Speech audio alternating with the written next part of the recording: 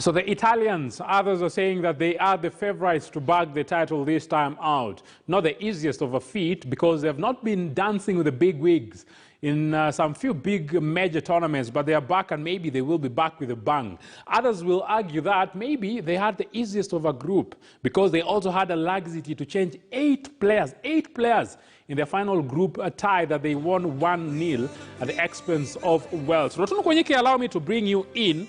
It will not be the first time that Italy will be playing against Austria. Plenty of excitement, plenty of expectation, but of key importance, these two teams, they have history, and maybe the history will be able to take a different turn altogether when they square it out this very Saturday.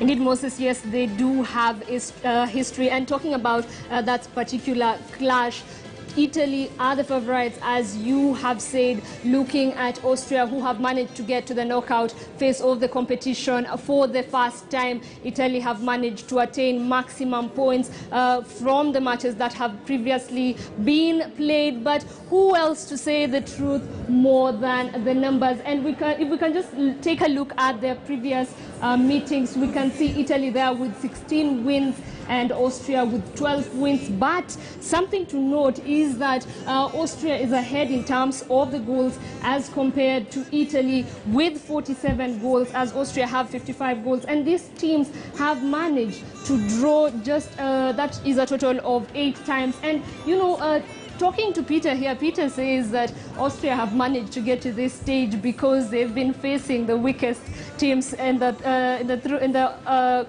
competition as it has been going on. But why exactly would you say Austria has been facing, you know, the weaker teams? Why are you cheering on for Italy?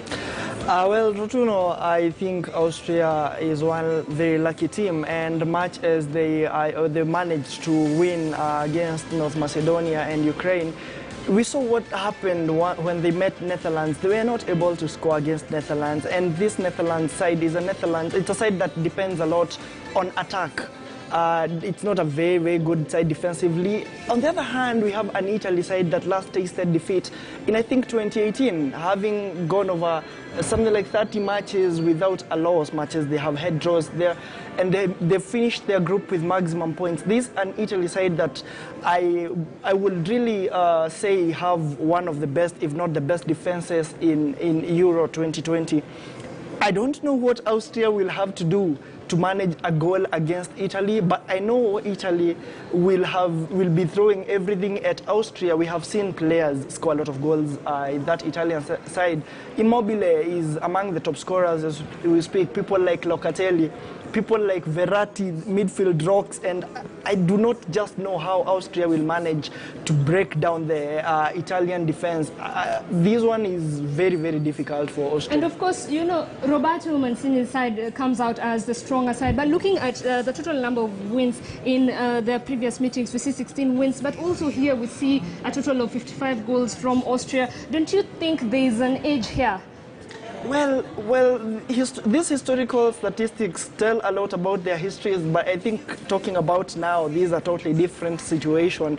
We've had teams that go into tournaments not as favorites historically, but if we can see them perform on the pitch, they are a team that has built over time. And I think this Italian side has built over time.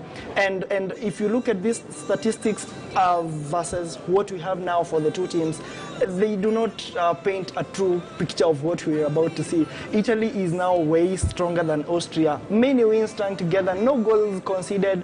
This is going to be a very tough test for Austria. Very tough indeed. Of course, Peter, they are saying that Italy have the upper hand and they will continue just like that. But we look forward to seeing what these two teams have to offer for us. But what exactly do the gentlemen in studio think about this particular tie? I so much wish, Rotuno Kwenyike, you would have given us your prediction on that, because I know as much as you support Croatia, you also have some love and liking for these Italians. I don't know why, maybe because of their suits or a different talk altogether. But before we go deep and have this discussion, let's look at how Italy got to the last 16. They played the 3 important ties. Against Turkey, they won it, and others said that they ought to have scored more goals. They only scored once. Against Switzerland, it was 2-1. And No, that one is a mistake from our end. This game, the Italians won this game. The score, I'm trying to... 3-0. 3-0, yes. It was a 3-0 scoreline for these Italians. But at the same time, against Wales, they also won, and it was that 1-0, and I'd even mentioned that a little bit earlier. So I think some mix-up on that, and apologies for that. But at least we have the correct results. We know against Turkey, they transpired and they had that important victory. Against Wales, we know that that is the final group match that they played, and it ended in their favor, which was 1-0. And against Switzerland, they also have that hefty and important 3-0 victory. Looking at that and coming now to the last 16, very, very competitiveness it is expected to be, but others will say it will be easy for these Italians because they have players that when they tick, then the results will go their way. I know they are banking on their current, recent history. They're also banking on how they are played. I think they have gone for 30 matches without losing, and that history actually is what really giving them what people might be thinking, that it's a team that actually carries that particular force. But then again, when you're talking on a game of soccer vis-a-vis history, you also think of the path that that team has actually followed to accumulate all those accolades and praise that they are really facing. Which are these teams that they have been facing? Along the path, have they been facing the likes of France? Have they played the likes of Germany? Have they played the likes of Portugal? Have they been playing the likes of Spain? You see, that's how actually you start, according to my own opinion, you start gauging the team that actually has that force. You see, psychologically, and we know how the permutation all the managers of this team have always been doing. When they want their player to sink deep into the winning mentality, they take a weaker path. A weaker path so that when they go on winning matches plus matches, they start now having the believability that when we go ahead, we have none other than into our story, into our history, none other than wins. And when they meet any given team, they fight hard to their teams to ensure that they come out victoriously. Now, going back to their pool again, it's like luck is following this particular team. Despite of what the flairism they have given us, the fluidity they have brought into this particular game, again, the force that they have faced is not the force that we really thought of. They faced Turkey, thought that Turkey will have been a force given how Turkey played towards this particular Euro tournament. But and again, they really thrashed Turkey as if Turkey was a non-issue. They went ahead facing Switzerland. Switzerland was a force when they are playing Wales. But again, against Italy, it was like a walkover. That's what actually has made people think that it's going by the names also it's carrying into this particular tournament. It's giving in that particular age. Remember, we are talking about the likes of Ciro Immobile. We are talking about the likes of Locatelli, the likes of Barretti. We are talking about the likes of Insigne. Leave alone Donnarumma, who is now standing out as the best keeper as it is because he has not actually allowed in any given goal. It is a team that has really circled the minds of soccer lovers given the result that it has been producing. And now moving forward, everyone is thinking that you can put your bet on Italy. But and again, this is a round of 16. It's a round of 16 that really can be won basically based on penalties. I know there's plenty of excitement here and plenty of expectation, Rogers. And we have players that, for the Italians, are expected to start. Immobile is there. Verratti is there. Let's talk about the likes of Jorginho who are there.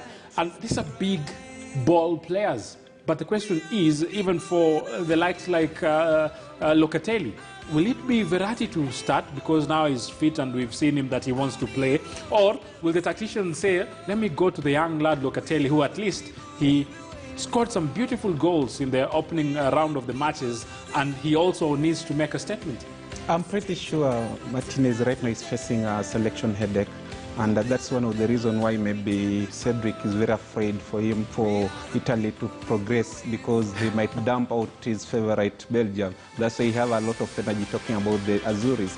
But I feel also him already having selected 25 players out of 26 having fielded them in the last 3 matches tells you a lot the quality that this Italian is bringing in. Remember also, Italians have not conceded a single goal in their last 11 matches. So it is a topic that maybe most of the critics or other pundits will say that indeed they are defending very well and also they are free to score. So facing a team of that stature definitely gives the opposition a very tough tactical approach, because you really don't know when these guys are going to hit and when they are going to defend, because they are doing this as a unit. The defenders are scoring goals, strikers are scoring goals, and the midfielders are scoring goals. Now the battle will be in the midfield, whereby now Martinez will have to decide between Verratti and Locatelli. Locatelli, we've seen how influential he has been, and then coming Verratti, the man who played in the 1-0 win against Wales. And then also looking at the defense, of course now Chiellini is back and running. He's maybe likely to face a late fitness test before he plays tomorrow. But that's also a motivation, because being a leader in the stature of Chiellini, he brings some that leadership and then the stability at the back. Of course, we'll talk about his pace, he's aging, but at least we can maybe attest that indeed his presence in the defense is very, very monumental. And if he comes into the game, and maybe we see the legs of Insigne, the legs of Berardi and Immobile, maybe running the show, I'm pretty sure it will be a walk in the park for the Italians. Let's hold this one here a little bit, just the way it is, and of key interest. This is the lineup that a lot of people are saying this was their weaker lineup, because on their bench, that is where now they had their star players. Insigne is here, Christiansen is here, Immobile is here, Barella is here, and these are players that a lot of people are saying that if the Italian tactician then, if he has that option of saying, let me give these other guys the opportunity to play, and for him he also said, yes, they will play, but the formula will still be the same. So maybe he will come with a different formula, and that formula will be simple, that is expected to win them the game. Roberto Mancini is a clever coach. It's a coach, actually, I think, who really embraces winning tournaments. And I think he's here to, and again, surge ahead and win this particular tournament, if you go by how he's playing. He's a clever to an essence that he wanted to rest his entire squad, basically, to prepare for the round of 16. And this is what he did. And this is what actually made me even not really rate Wales if it comes to the round of 16. Because if you can be given a team that is perceived by the so-called Italian, their second team, some of them, they might say that even it's a third team to them. But this team came in, gave, as in Wales, a run of their money, and it almost actually scored many goals. It's only that they were so reluctant not actually to hit the targets. But they created a lot of chances that would have given them even 3 or 4 goals. Now, if you go by the squad that actually he reserved on the bench, that's the squad that has been doing the trade. It's a squad that has given Italy the name that we are really celebrating right now. The likes of, if I say Ciro Immobile, the likes of, I would like Spinazzola. Those are the players that actually... Locatelli is also, there. Those are players, the Insignes. Those are players who, if they come into that particular squad, more so the forward line, and I'm talking about the Ciro and the Insigne, they become a threat immediately at the beginning. And also, I will tell you, Mose, we have associated this Italian team all years in, years out, all along, with the defensive mentality. Any player, even if it's an African player who trades in Italy, has been associated with this team to be a best defender. Remember, when we are talking about this Senegalese towering defender, we say that he's trading in Italy. That's why he has actually accumulated the skills of being the best defender. That was in 2019. But and again, things have changed. As we speak right now, Italy is out on offense. They are out in the rampart to score goals. They don't think of defending. Their mentality of defending has now been reversed to defend by attacking. So defend by attacking. And just give me your final few sentiments on this Italian side as we also look at the lineup that the Austrians lined up in their final tie. Leave alone the Italian side. From this tournament so far, Moses, I feel like maybe the players who have been playing their trade in Italy have shown, and that tells you the quality of the league. Because look at Lukaku, yeah, those are the players who have been shown. So it tells you that indeed Italians are not maybe just punching themselves on the chest, but indeed they are doing justice to whatever people have been talking about them, because it has taken them a long period before they came into this showpiece. But now here they are proving a point. They have turned themselves from the dark forces into the real title contenders. So I'm really waiting to see exactly what is going to happen in the next round, and I'm pretty sure if they progress from the round of 16, then they are in to continue, maybe make us enjoy watching the game of football. Though it will not be that easy, because this Austrian side, and this is how they lined up in their last outing, they're also coming here and they want to make a statement. A lot of people will be looking at Marko Arnautovic, because we know scoring a goal and celebrating the way he celebrated, he missed one game, but he came back to the mark and he never got that opportunity to score. But he has players that will try as much as possible to feed him balls, and if he gets a chance, then he can also punish. And when Rotunu Konyike was giving us the numbers there, we saw that Austria, they have scored more goals than they have conceded against the Italians. It's a force to reckon, and if you ask me if I was Frankfurter, I'm now assuming I'm in the feet of Frankfurter. Assume I'm the coach. Yes, coach. Yes, Mr. Coach. I would have played Marko Arnautovic as a reserved player. Ask me why. Simply because I've seen him actually with that energy of scoring when he comes off the bench. But if you play him 90 minutes, he has not been delivering, going by how he played their last match. And also, if he clicks to start hitting the target, he will produce the element that the Austria wants to see him producing, simply because he's so little, his left foot is so little on a kick than any other striker up front, if I may say so. Coming into this particular battle, he has the complement of the likes of Sabitzer, who plays for Leipzig. This is a young lad who is ready to supplement him in terms of striking. He has on the other right hand the Bankata, who actually pronunciation is not really coming. We saw what he can do in their last match. He's the actually guy who brought Austria back to the game. Again, I think even we have seen Austria defense surging forward and bringing those goals, because we are talking about the likes of Steven Leiner, the likes of Steven Leimer. Those two, when they surge up front, they become dangerous. And the statistics has said it.